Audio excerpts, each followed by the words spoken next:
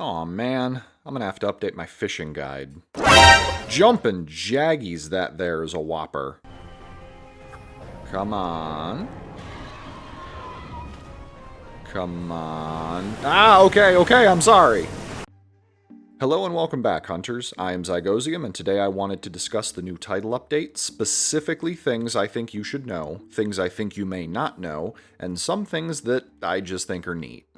First and foremost, I hope you are enjoying Title Update 2 and the two new monsters to the game, Lagiacrus and Seregios. Yes, I will most likely pronounce them both weird, I'm sorry.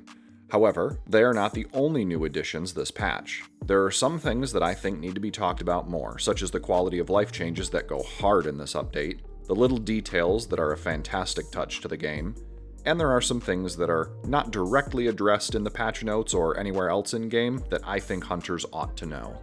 Starting off with the camps, you may know that small blue item boxes have been added to each of the base camps in Wilds, but in addition to this, if you talk to any of the support desk or pop-up camp meowsters and edit your pop-up camps, you can now add an item box to yours under the camp gear small option 1 or 2.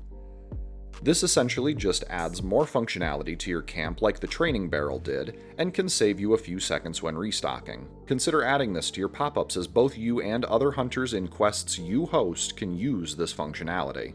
Adding to the list of new functions, did you know that Nata now has a Collect All button? If you talk with Nata and select the material retrieval option, you can now see a button at the bottom of your screen that allows you to instantly collect all the items from all the farms at once. This will bypass having to click on each one separately. However, if you prefer to see exactly what you're collecting, the old system is still available. And as for new and old systems, the Weekly Bounties have a new addition. Prior to 1.02, we had Weekly Bounties organized into two tabs, Research Help Monsters and Hunting Time. As you can see, we have two more tabs that are Fishing and Endemic Life Bounties. These won't give quite as good rewards as the older two bounty systems, but more armor spheres and the ancient coins for trading are always welcome.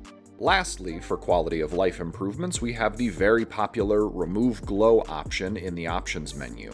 On the third page of the first tab, Game Settings, we can now toggle on or off Skill Glow, making it so that skills like Maximum Might can be visible or not depending on personal preference. Interestingly, there is at least one skill that does not seem to be affected by this option, and unfortunately it is one of the most common skills players are using, the Gore Frenzy Set bonus. For recap, when using at least 2 pieces of gore armor, you will be inflicted with the Frenzy. By attacking a monster, you can overcome the blight and gain affinity for doing so. This glowing blue effect does not seem to be turned off with the Skill Glow option off. However, entering photo mode, we can see that we can toggle it for photos. I'm thinking this is just an oversight, as this skill effect can normally only be seen during combat, but not in places like the Gathering Hub. Each time we get a new update with content, we get new Talisman Upgrades. This time around we have 4 new upgrades, 2 for Lagi, Elemental Absorption Level 2 and Wide Range 5, and 2 for Steve, Adrenaline Rush 3 and Heroics 4. Be sure to check after any new content updates to see if the talismans you have are getting higher skill levels with the new equipment materials. Once we update to Title Update 3 in September, we are getting a new talisman crafting system that most likely will result in more powerful talismans than what we can craft at this time. But with an RNG element to those new charms, the security of having the strong craftable ones we have now will make for a better baseline when that time comes. If you were unaware, following the completion of the Lagiacrus mission, we now have the option to have Erik be our handler. While this is unique and provides a new visual, Erik has a hidden feature. Monsters hear the vibrations of the vulgar humanity raid and know to steer clear. As he is a lover of all things ecological, Erik has unique dialogue for monsters. He will also comment on rare or unique endemics. See that dark shade? It's a black wind rustler. Oh, what a lucky sight. It's a regal jewel scarab. Cover yourself in 100 of these and you'll look like royalty. A dazzlewing. You can tell from its majestic crest and tail that it's a mature male specimen.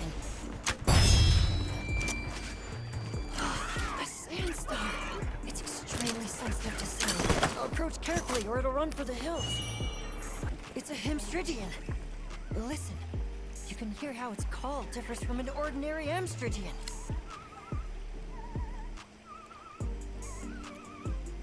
While he does not comment on every one, he will comment on ones that are seemingly more rare or unique or otherwise special. If you know of any others he talks about, let me know in the comments. With the addition of Lagiacrus comes the new area in the Scarlet Forest, Area 19. This arena for the Big Blue Crocodile also gives us a brand new fishing spot, seemingly filled to the brim with golden fish, platinum fish, escunites, and even occasionally smaller but valuable fish like the gravid bowfin. While I have not extensively tested this area like I did with the others in my fishing video, I know for a fact that some of the whoppers like the Great Trevally and the Goliath squid can also spawn here, making for another option if you are hunting for those whoppers. But enough with the appetizers, let's move into the main course. These are some things that you may not yet know but are important for the new content and perhaps the content going forward. To start, ever since the 8-star gore update, tempered monsters that are 8-star have more health, more resistance to part breaks, and more resistance to wounds. With the addition of Seregios and Lagiacrus, these two monsters also have an additional resistance. Resistance to dropping their gems. That's right, hunters, if you're having a hard time finding a gem from either of the new faces in Wilds, this is because Capcom is testing lower drop rates. Seen here in the Hunter notes, we can see the breakdown of how we can obtain a Rathalos gem, and the percentages for each method. Compare this to the drop rates for Laggy and Steve, and we can see that the percentages have been cratered, and some methods like carving the tail are no longer an option. According to a tweet from Monster Hunter Direct, they state that hunting a tempered version increases its drop rate.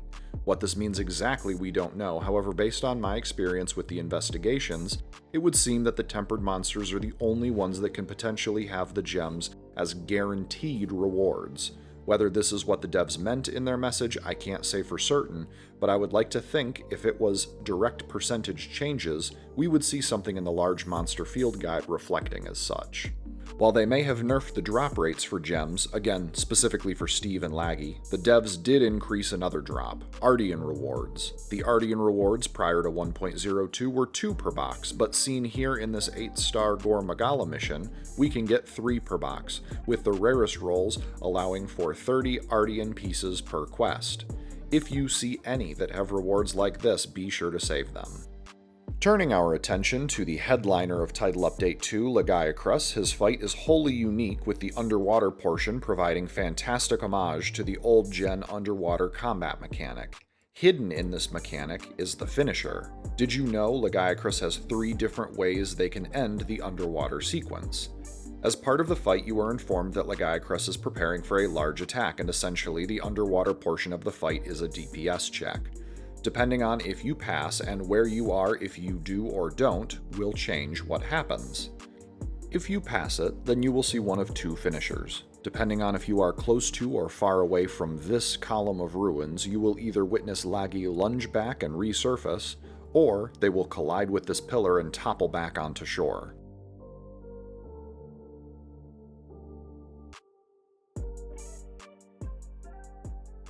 This second method is obviously more helpful as Laggy will do a lot of damage to itself and give you a window while on land to pile on even more. Try to maneuver Laggy close to this pillar before ending this segment, however the range he throws himself back is generous.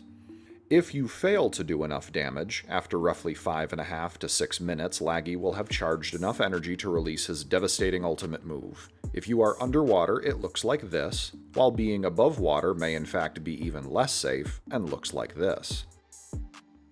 Those are 10 things I wanted you to know about, but before I wrap this up, I want to credit some of you who aid the community through your tireless experimentation and/or reckless abandon. No, but seriously, I am only one person, and while I do try to keep my ear to the ground about everything Monster Hunter, I am bound to miss or otherwise be unaware of some details. One such detail was found by a user on Reddit, Canadian Adim, who discovered that the equipment box has a limit, and that limit is 2,400 items. The user stated they had made all of the armor and talismans and weapons in the game, and for clarification, they meant all of them. Specifically the weapons, the user had made one of every weapon in every tree. This means that if we look at the expedition tree for the Greatsword, whereas I only have the finalized Esperanza blade, the user had this, plus a separate Hope Blade 5, a separate Hope Blade 4, and so on. Looking at my storage, I have made every weapon, armor, and talisman with only one copy of each.